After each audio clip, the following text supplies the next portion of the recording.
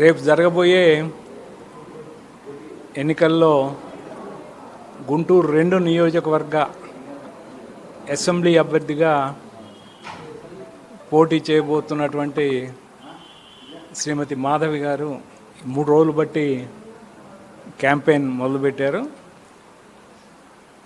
ఆవిడ జనరల్గా కొంచెం ఆలస్యమైంది అది అని అనుకున్నా కూడా సరే బాబు గారి ఆలోచన ప్రకారం ఈ నియోజకవర్గాన్ని వెనుకబడిన వర్గాలకి కేటాయించారు. దానికి అనుగుణంగా మరి మాధవ్ గారి క్యాండిడేచర్ని బాబు గారు సెలెక్ట్ చేయడం జరిగింది.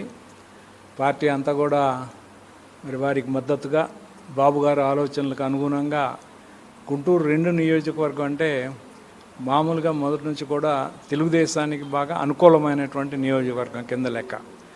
ఎస్పెషల్లీ ఆ మధ్య డీలిమిటేషన్ అది అయిన తర్వాత బాగా అనుకూలమైనటువంటి ప్రాంతం కింద లెక్క. సరే మన దీనికి సంబంధించినంత వరకు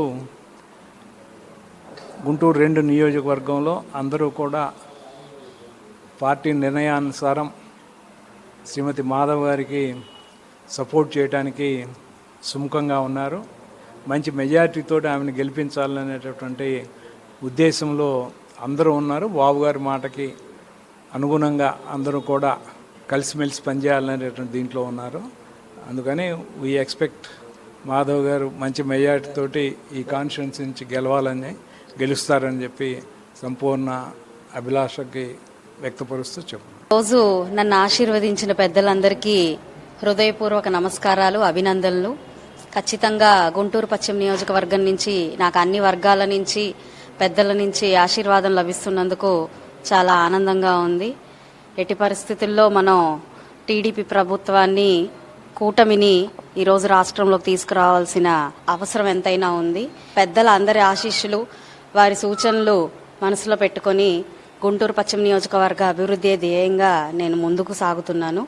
అందరికీ ఈ అవకాశం ఇస్తున్నందుకు నారా చంద్రబాబు నాయుడు గారికి, లోకేష్ అన్నకి, కూటమి సభ్యులైన పవన్ కళ్యాణ్ గారికి, బీజేపీ నాయకులందరికీ కూడా ధన్యవాదాలు తెలుపుకుంటున్నాను.